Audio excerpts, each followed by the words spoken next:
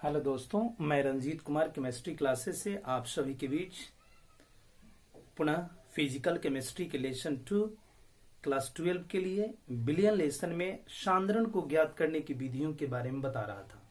इसके पहले वाली विधि में मैंने आपको बताया था मोलरता यानी मोलालिटी कैसे निकाली जाती है। आज हम जो पढ़ेंगे वो सांद्रण को ज्ञात करने की सबसे महत्वपूर्ण विधि है, जिसे हम बोलते हैं मोललता। मोललता ये सांद्रण को ज्ञात करने की अगली विधि है। इसका इंग्लिश होता है मोलालिटी।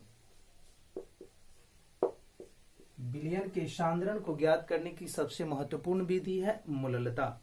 मोललता के लिए बिल्ले के मोलों की संख्या चाहिए और विलायक का ग्राम में द्रव्यमान चाहिए। इसे हम परिभाषित करें, इसका डेफिनेशन निकालें तो होता है विलायक के 1000 ग्राम या 1 केजी में घुले हुए बिल्ले के मोलों की संख्या विलयन की मोललता कहलाती है। विलायक के 1000 या 1 केजी में घुले हुए बिल्ले के मोलों की संख्या विलयन की मोललता कहलाती है। तो मोललता का फॉर्मूला निकालें तो मोललता बराबर होता है विल्ले के मोलों की संख्या, विल्ले के मोलों की संख्या यहाँ पे देते हैं मोलों की संख्या बटा में होता है विलायक का ग्राम में द्रव्यमान। तो यहाँ पे देते हैं विलायक का ग्राम में द्रव्यमान और गुना में होता है 1000। अब हम थोड़ी देर के लिए इस सूत्र का संक्षेपण करें। मोललता को अगर हम स्मॉल m से सूचित करें, बिल्ले के मोलों की संख्या को स्मॉल n से सूचित करें, विलायक के ग्राम में द्रव्यमान को कैपिटल M से सूचित करें और गुना में 1000 रख दें, तो यह एक संक्षिप्त सूत्र प्राप्त हुआ। मोललता m बराबर स्मॉल n बट्टा में कैपिटल M गुना 1000। इस सूत्र को हम ऐसे भी लिख सकते हैं, मोललता m बराबर मोलों की संख्या n गुने 1000 और बट्टा में m, कैपिटल M यानी विलायक का ग्राम में द्रव्यमान। यह हमें एक सूत्र प्राप्त होता है। अगला सूत्र में अगर हम चाहें विलायक का द्रव्यमान कैपिटल M निकालें तो ये हो सकता है n गुने 1000 और बट्टा में हो सकता है यहाँ पे स्मॉल m यानी मोललता। इसे हम विलायक का ग्राम में द्रव्यमान आसानी से निकाल सकते हैं। अगर हम चाहें इसी फॉर्मूला से बिल्ले के मोलों की संख्या निकालना तो n बराबर होगा हमारा यहाँ पे विलायक का ग्राम में द्रव्यमान गुने मोललता और बट्टा में यहाँ पे हो जाएगा 1000। यानी इस सूत्र के द्वारा हम 3 सूत्र को प्राप्त करते हैं। पहला हम मोललता निकालेंगे अगर अन्य राशियां दी गई हो। दूसरा हम चाहे तो आणविक द्रव्य विलायक का ग्राम में द्रव्यमान निकाल सकते हैं अगर अन्य राशियां दी गई हो। तीसरा हम चाहे बिल्ले के मोलों की संख्या निकाल सकते हैं अगर अन्य राशियां दी गई हो। तो इस स्थिति में अगर मोललता के बारे में चर्चा करें तो मोललता का SI मात्रक जो होता है, मोललता का SI मात्रक ये होता है बिल्ले के मोलों की संख्या यानी मोल यहाँ पे लगाते हैं प्रति केजी। इसे हम ऐसे भी लिख सकते हैं मोल और यहाँ पे लगा सकते हैं केजी इनवर्स। अब बताया जाता है एक चीज इंपॉर्टेंट, मोललता पर ताप का प्रभाव नहीं पड़ता है। मोललता पर ताप का प्रभाव नहीं पड़ता है।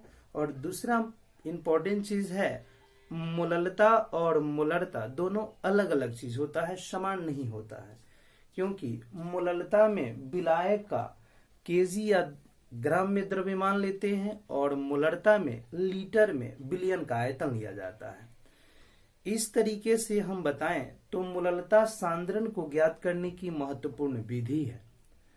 अब हम देखते हैं इस पे कोई सवाल सॉल्व करेंगे, 1-2 एग्जाम्पल बनाते हैं।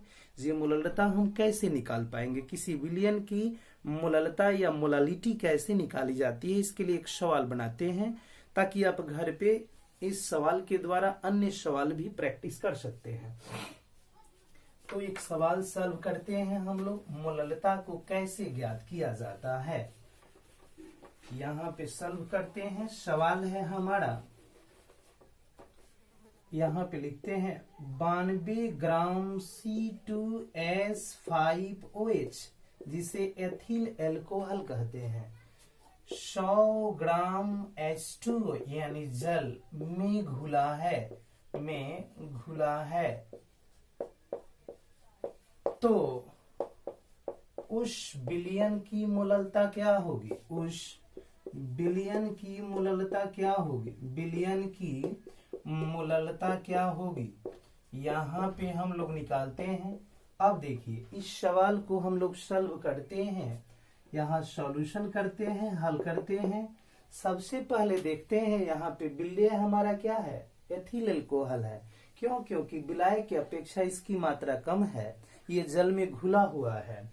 तो यहाँ पे लिखेंगे विलय का ग्राम में द्रव्यमान, विलय का ग्राम में द्रव्यमान। तो यहाँ पे होता है विलय का ग्राम में द्रव्यमान यानी 92 ग्राम। विलय क्या है? Ethyl alcohol. तो लिखेंगे C2H5OH का आणविक द्रव्यमान यहाँ पे निकालते हैं। तो C2H5OH का आणविक द्रव्यमान होता है यहाँ पे, C2H5 में 3 तत्व कार्बन, हाइड्रोजन और ऑक्सीजन है। कार्बन के 2 परमाणु है यानी कार्बन का परमाणु द्रव्यमान 12 होता है, 2 है तो 12 गुने 2, प्लस हाइड्रोजन के 5 1 6 है यानी 1 गुने यहाँ पे 6, 1 परमाणु द्रव्यमान हाइड्रोजन का होता है, प्लस ऑक्सीजन के 1 परमाणु है, परमाणु द्रव्यमान होता है 16 यहाँ पे गुने 1। 12 दूना 24 करते हैं, प्लस 6 करते हैं, प्लस 16 करते हैं, ये होता है यहाँ पे 46 यानी एटॉमिक मास यूनिट, परमाणु द्रव्यमान इकाई यानी 46 एटॉमिक मास यूनिट हमारे एथिल अल्कोहल यानी विलाय का आणविक द्रव्यमान निकलता है। अब निकालेंगे यहाँ पे विलय के मोलों की संख्या। विलय के मोलों की संख्या तो लिखेंगे विलय के मोलों की संख्या, और इसे हम स्मॉल n से सूचित करते हैं। मोलों की संख्या बराबर होता है ग्राम में द्रव्यमान यानी 92 ग्राम और बट्टा में आणविक द्रव्यमान यानी 46 एटॉमिक मास यूनिट। काटेंगे तो 2, 46 दूना 92 यानी यहाँ पे आता है 2 मोल। अब अगला यहाँ पे लिखेंगे विलायक का ग्राम में द्रव्यमान। तो लिखेंगे विलायक का ग्राम में द्रव्यमान। तो विलायक का ग्राम में द्रव्यमान हमारा यानी कैपिटल M बराबर हो गया कितना? 100 ग्राम। अब हम निकालेंगे मोललता स्मॉल m बराबर मोललता, यहाँ पे स्मॉल m बराबर होता है स्मॉल n बटा में कैपिटल M गुना में 1000। अब रखते हैं यहाँ पे, तो मान रखेंगे हम लोग n का तो 2 मोल और बटा में m का मान अगर रखते हैं तो यहाँ पे लिख दिए m का मान रखते हैं तो 100 ग्राम यहाँ पे, और गुना में रखते हैं 1000। अब इसको कटाएंगे तो ये 50 दूना 100 और ये कटाएंगे तो ये हो जाएगा 50, 20 से भाग देंगे तो 50 20 1000 यानी 20 बार में कट जाएगा। यहाँ पे होता है 20 और मोललता का ऐसा ही मात्रक होता है मोल और यहाँ पे प्रति केजी। तो इस तरीके से हम मोललता को निकाल पाते हैं। तो इस तरह इस सवाल के माध्यम से किताब में दिए गए अन्य आंकिक प्रश्न या न्यूमेरिकल को आप सॉल्व करेंगे। कोई प्रॉब्लम हो तो आप कमेंट जरूर करेंगे और अधिक से अधिक बच्चों के बीच शेयर करेंगे ताकि आसानी से वो भी मोललता निकालना सीखें और अपने सिलेबस को कंप्लीट करें। अब मैं आपको अगले वीडियो में मोल फ्रैक्शन यानी मोल प्रभाज्य विलयन के सांद्रण को ज्ञात करने की अगली विधि बताऊंगा। धन्यवाद।